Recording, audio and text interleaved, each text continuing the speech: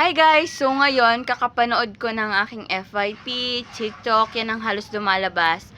So yan ay Milo, shake yata yan or milk tea. And then nilagyan niya ng gatas yung Milo tsaka ng Oreo.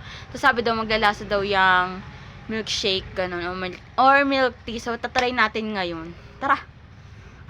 Buti na nga lang mga be, binayaran ako ni mama nung nahiram niyang pera sa akin. So may pambili ang besi niyo ngayon. So ayan, kinuha ko nga pala yung wallet ko para kunin yung 100 ko. Yun na lang kasi wala akong barya. Okay na yan. So bili na tayo. Kakatapos nga lang pala ng ulan, pero dahil cravings ko yan for today's video, of course wala akong pakialam kahit umulan. Mga Pilipino nga naman, 'di ba? Kahit maulan, magmi-milk tea pa rin. So ngayon, gagayahin natin 'yon. So ayan, bumili lang ako ng Oreos tsaka ng Milo kasi nga may gatas naman kami sa bahay. So yun na yung gagamitin ko. So, ayan guys, hinanda ko na yung gagamitin ko. Yung transparent, basta yung glass na bottle na lang yan ang gagamitin ko, yung baso na yan. So, nilagyan ko lang siya ng gatas, 2 scoop para marami tayong magawa mamaya. So, ayan, nilagyan ko na. And then, nilagyan ko din siya ng kaunting tubig, tsaka ko minix. Kaunting tubig lang para malapot talaga siya. Minix-mix ko lang siya hanggang sa, ayan, maging malapot na siya at pwede na siyang ilagay dun sa gilid-gilid na pang design, ganun. At nang ma-mix ko na nga, ayun, nilagay ko na sa gilid ng baso para maitimpla na natin ang ating Milos. Pero bago yun, ayan, kinash ko muna yung Oreos. So, yung kalahati lang pala yung kinash ko dyan, tapos nagtira ko ng 1 piraso para sa toppings kasi yun yung napanood ko sa video.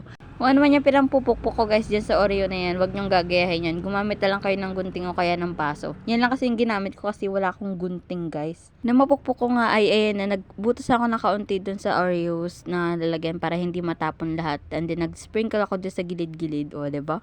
Yung goyang-goya naman talaga ay. And then, pagkatapos ko pala may sprinkles yan, ayan, naglagay na ako ng yelo para naman malamig na yung lagayan natin mamaya. Tapos, ibubuhos na lang natin yung ating Milo's drinks. Nung matapos ko lang lagyan ng yelo yung ating baso, ay nagtimpla naman ako ng Milo.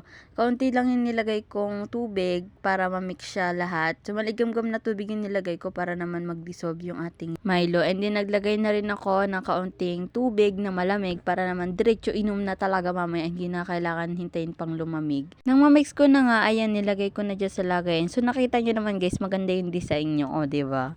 Pagkatapos ko nga siyang ilagay, isinunod ko naman yung natirang Oreo crush doon sa ibabaw, parang toppings, ganun. O, diba? Ang ganda! Tapos, nagtira din ako ng 1 piraso, pinutol ko yan, and then nilagay ko na doon. Oh. And that's the finishing product natin, be. Taste test na natin, pero mamaya na. So, shout out muna natin to. So, shout out nga pala kay Ate Princess Dalia Anyunievo. And thank you for supporting me, ate. Ayan, na-shout out na kita. So, ayan na guys, tinikman ko na. And then, masasabi ko lang, masarap siya. Lasang medyo chocolate, ganun. So, ayan, ginamitan ko na ng kutsara. Kasi makuha yung Oreos. And then, lasa siyang milk tea, Oreo, cookies, Milo, yun ang lasa niya. Hindi pa natikim ko din dyan sa bata na yung kinapanakabang. Hindi, sabi niya masarap daw. So, yun lang po. Thank you for watching. Bye-bye. God bless.